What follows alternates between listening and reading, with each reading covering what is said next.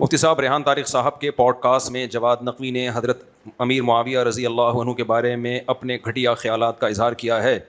اس پر اہل سنت والجماعت کی طرف سے بھرپور رد عمل ریکارڈ کروایا جا رہا ہے اور قانونی کارروائی کا مطالبہ کیا جا رہا ہے. حضرت امیر معاویہ کو معاذ اللہ ناقابل تعظیم اور ناقابل تکریم قرار دیا ہے. اہل سنت والجماعت کا اس پر کیا موقف ہے؟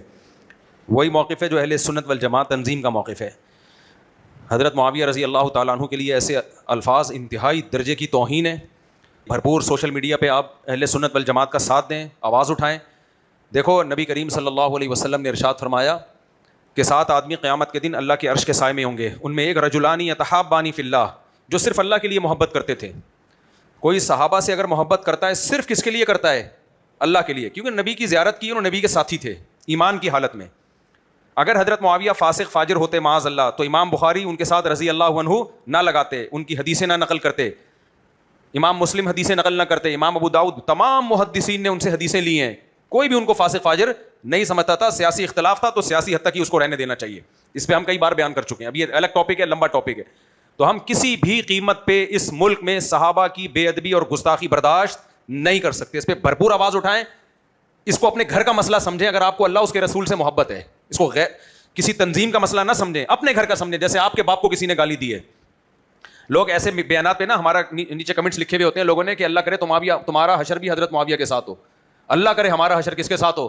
حضرت معاویہ کے. کیوں؟ ہمیں پتہ ہے حضرت معاویہ کا حشر حضرت علی کے ساتھ ہوگا. کیونکہ جو الزام تم حضرت معاویہ پہ لگا رہے ہو نا، وہ الزام حضرت علی نے بھی نہیں لگائے ہیں. انہوں نے بھی اس جنگ کو سیاسی حد تک رکھا ہے. یہ تو حضرت علی کی محبت میں یعنی دعوی محبت ہے. میں بار بار کہتا ہوں نا، کچھ لوگ غلط کام کر رہے ہوتے ہیں، لیبل اس پہ بڑے اچھے اچھے لگا رہے ہوتے ہیں. صحابہ کو برا بلا کہنے کے لیے لیبل کس کا لگایا ہے؟ اہل بیت کی محبت. یہ لیبل غلط لگا رہے ہو. اہل بیت کی محبت اگر آپ کے دل میں واقعی ہوتی تو اہل بیت کو فالو کرتے. اہل بیت کبھی بھی اصحاب رسول کے خلاف نہیں تھے.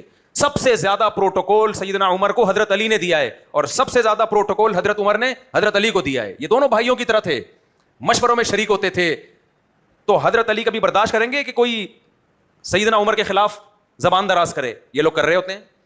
تو انہوں نے اہل بیت کا ایک لبادہ اڑا ہوا ہے، ایک لیبل اچھا لگایا ہوا ہے، اور اس اہل بیت کی محبت کا سہارا لے کے شیلٹر استعمال کر کے جس صحابی کو چاہیں برا بلا کہتے رہتے ہیں. ایک خارجی آیا حضرت عبداللہ بن عمر کے پاس، یہ شروع سے چلا آ رہا ہے. یہ جب منافقت جو پیدا ہوئی ہے نا، حضرت عثمان رضی اللہ تعالیٰ عنہ کی ساری نیکیاں ایک طرف، وہ حضرت عثمان کی ایک خطا جو غزوہ احد میں قدم اکھڑے تھے، ان کے بہت سے صحابہ کے قدم اکھڑ گئے تھے. عبداللہ بن عمر سے پوچھتا ہے کہ حضرت عثمان غزوہ احد میں فرار ہوئے تھے کہ نہیں ہوئے تھے؟ انہوں نے فرمایا کہ اگر ہوئے تھے نا تو اللہ قرآن میں کہہ چکا ہے عفا اللہ عنہم، اللہ نے سب معاف کر دیا ہے. مطلب تجھے اب وہ واقعہ اٹھانے کی ضرورت نہیں ہے. تو یہ جو منفی ذہن ہے نا، حضرت عثمان تو وہ تھے کہ نبی نے جب بیعت رضوان کی ہے نا تو اپنے ہاتھ کو سیدنا عثمان کا ہاتھ قرار دیا ہے، اپنے ہاتھ کو، اور کہا یہ عثمان کا ہاتھ اور یہ میرا ہاتھ ہے، میں عثمان کی طرف سے بیعت کر رہا ہوں. یہ فضیلت کسی صحابی کو حاصل نہیں ہوئی، یہ حضرت عثمان کو بھی بلا بلا کہتے ہیں. تو اس لیے میرے بھائی، ان کے دل میں صحابہ کا بغض ہے، وہ کسی طریقے سے اظہار کرتے رہتے ہیں. خوب آواز اٹھاؤ، اس کو اپنا مسئلہ سمجھو. سمجھ میں آ رہی ہے بات؟ اپنے گھر کا مسئلہ سمجھو اس کو. کیونکہ اگر ہم نے اس طرح صحابہ کی ناموس کی حفاظت نہیں کی، یہ آگے بڑھتے چلے جائیں گے، یہ بہت بڑھیں گے آگے. ان کی بریکیں فیل ہیں، ان کا تو مذہب ہی یہی ہے. دوسری بات یہ کہ کبھی بھی کسی کی مخالفت میں اعتدال سے تجاوز نہیں کرنا چاہیے. قرآن بار بار کہہ رہا ہے لا یجرمنکم شنآن قوم علی الا تعدلوا، لمٹ کو کراس مت کرو. کچھ لوگ ریحان طارق کے خلاف بھی FIR کٹوانے کی باتیں کر رہے ہیں کہ بھائی وہ بھی اس بھائی وہ پوڈ کاسٹر ہے، وہ پوڈ کاسٹ کسی کے ساتھ بھی کی جا سکتی ہے. پوڈ کاسٹ کرنے والا اپنے گیسٹ کی زبان سے نکلے ہوئے الفاظ کا ذمہ دار نہیں ہوتا. ریحان طارق نے الفاظ نہیں کہے ہیں، اس کی پوڈ کاسٹ میں جواد نقوی نے الفاظ کہے. تو ریحان طارق کے خلاف کیوں FIR کی باتیں کر رہے ہیں اور اس کو گستاخ کیوں قرار دے رہے ہو؟ یہ پھر زیادتی ہو جائے گی.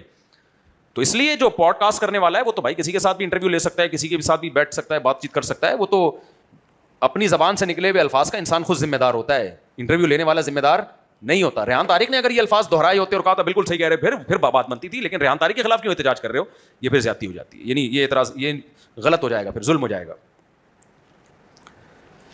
اچھا بھائی، کچھ لوگ ہاں ریحان طارق کی گرفتاری کا مطالبہ کریں، بالکل غلط ہے.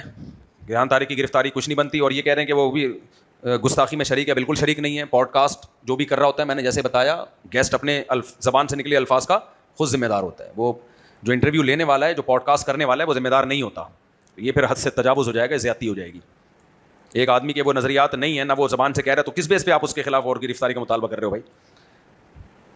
جیو نیوز نے ایک ڈاکومنٹری شیئر کی ہے کہ ہمارے نبی صلی اللہ علیہ وسلم صحابہ کرام رضوان اللہ اجمعین کو دکھایا گیا, اس کے خلاف بھرپور, آج بھی میں نے اس پہ ویڈیو ریکارڈ کروائی ہے, JTR میڈیا سے چلی ہے وہ, تو وہی بس ٹھیک ہے, بس بار بار ایک ہی سوال کو میں نے اس پہ میرا ریکارڈ میں نے کروایا ہے, کل آ جائے گا انشاءاللہ. ولید سے پوچھیں کیا ہے, وہ چل دیا نا, وہ چل گیا یوٹیوب پہ, اس کو میں نے جواب ریکارڈ کروا دیا. اس میں پیمرا جو ہے نا, ان کو تھوڑا سا اپریشیٹ کرنا چاہیے, انہوں نے فوری طور پہ نوٹس لیا ہے, جیو نیوز کا انہوں نے فوراً نوٹس لیا ہے کہ یہ کیوں کیا آپ نے, تو ہاں 15 دن کی پابندی لگا دی ہے. تو دیکھو کوئی الٹا کام کرے نا تو اس پہ اس کی حوصلہ شکنی کرتے ہیں, تو کوئی اگر اچھا کام کرے تو حوصلہ افزائی بھی کرنی چاہیے. تو پیمرا والوں کو فیور دینا چاہیے, ان کو اپریشیٹ کرنا چاہیے, ویل ڈن یار آپ نے بہت اچھا کام کیا. بہت حکومتی ادارے اگر کچھ اچھا کر لیں تو میرا خیال ہے اپریشیٹ کرنا چاہیے نا. حکومت بولتی ہے ہم کو برا کریں تو گالیاں پڑتی ہیں, اچھا کریں تو کوئی کچھ کہتا ہی نہیں ہے. تو اچھے پہ اچھا کہہ دینا چاہیے. کیا